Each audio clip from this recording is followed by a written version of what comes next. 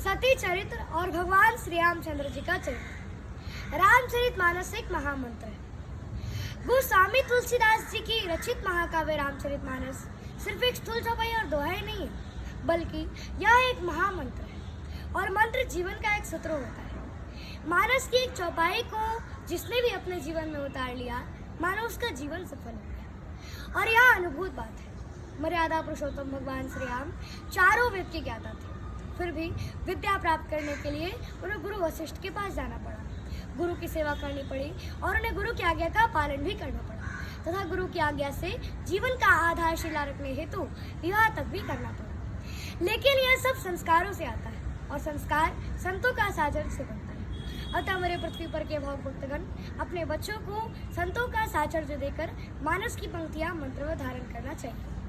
रामचरितमानस चेतना की जिस ऊंचाई का द्योतक है, उस ऊंचाई पर आज तक विश्व का कोई भी साहित्य नहीं पहुंच सका है। कुरान और बाइबल में वही तत्व है, किंतु उसमें अंतर्निहित संदेशों को नहीं समझने के कारण विभिन्न संप्रदायों में संघर्ष की स्थिति उत्पन्न हो जाती है और यही अज्ञानता का लक्षण है। जैसे कि मिट्टी के किसी भी देवी देवता का आह्वान होता है और जब पुनः मिट्टी को मिला दे तो सब एक हो जाता है, किंतु मात्र बाहरी रूप अलग अलग है। अपने स्वरूप को मनुष्य केवल शरणागति से ही पहचान सकता है। प्रेम पूर्वक भगवान नाम के स्मरण मात्र से ही प्रभु की कृपा प्राप्त हो सकती है। राम ही केवल प्रेम प्यारा, और नाम मिले हूँ जो जान निहारा। गीता में अर्जुन का जो प्रश्न है, उससे भी ज्यादा ऊपर स्तर का प्रश्न मैया सती ने भगवान शिव शंभू से किया था। मन में जब संदेह रहता है तब प्रभु को पहचाना नहीं जा सकता। इसी तथ्य पर आधारित रामचरितमानस में एक कथा आती है।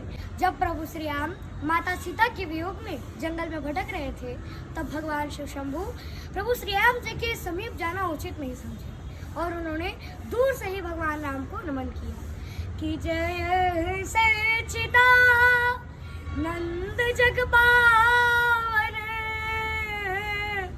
हंस कहीं चले मनोजन सावन। अर्थात कामदेव को नाश करने वाले भगवान शिव शंभू प्रभु श्री राम जी को देखकर सच्चिदानंद की जय हो, सच्चिदानंद की जय हो ऐसा कर करके वहां से चल दिए।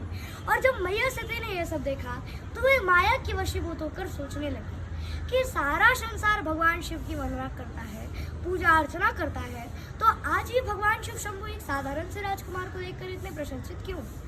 भगवान शिव शंभू माता सती के अंतरात्मा की भावनाओं को भाव लिए और बोले कि हे सती, जो तुम्हारे मन अति संदेह हो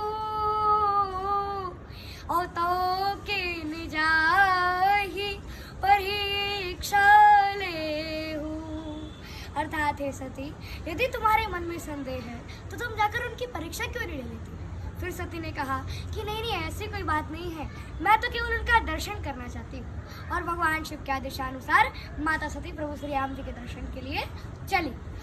पुनि पुनि हृदय विचार करी, धरि सीता कर रूप, आगे होई चली पंथ, जेहि आवत नरभूप। अर्थात पुनि पुनि हृदय विचार करी, मन में बार बार विचार किया ये भगवान है कि नहीं। ऐसा सोचकर माता सती ने सीता का रूप धारण कर लिया और आगे होई चली पंथ, और आगे आगे चलने लगी। जय आवत नरभूप, जिस रास्ते से मनुष्य के सामने प्रभु श्री राम आ रहे थे, उसी रास्ते से माता सती भी चले आ रही थी। प्रभु ने माता सती को पहचान ली और दोनों भाई दंडवत प्रणाम किए और अपना परिचय देते हुए कहा कि हम अयोध्या नरेश राजा दशरथ जी के पुत्र राम और लक्ष्मण हैं। पिता की आज्ञा मानकर हम वनवास आए थे। मेरे साथ मेरी भार्या सीता भी थी, सो उसे रावण हरण करके लंका ले गए। हम तो इस राधाम पर लीला करने आए हैं और आप इस जंगल में अकेली, विपिना अकेली फिर गई है तू, और पिता शिव कहाँ है? भगवान राम ने तत्क्षण ही माता सती को संसार के हर स्त्री के प्रति अपराध मानते हुए कहा कि अतिवृष्टि भई फूट ही क्यारी, ओ भई स्वतंत्र बिगड़ ही ना अर्थात हे सती, अर्थात हे माता, जिस तरह से अतिवृष्टि होने के कारण खेत की क्यारी टूट फूट जाती है, टेढ़ी मेढ़ी हो जाती है, नष्ट हो जाती है, उसी तरह से संसार की हर स्त्री को स्वतंत्र नहीं होना चाहिए, और जो स्त्री स्वतंत्र हो जाती है उसका चरित्र बिगड़ जाता है। अर्थात अगर आपके साथ में भगवान शिव शंभू होते तो आप में सीता का रूप धारण करने की बिल्कुल भी साहस नहीं होती, और अगर मैं आपको सीता समझकर आप में लिपट जाती तो आप कहाँ की रहती।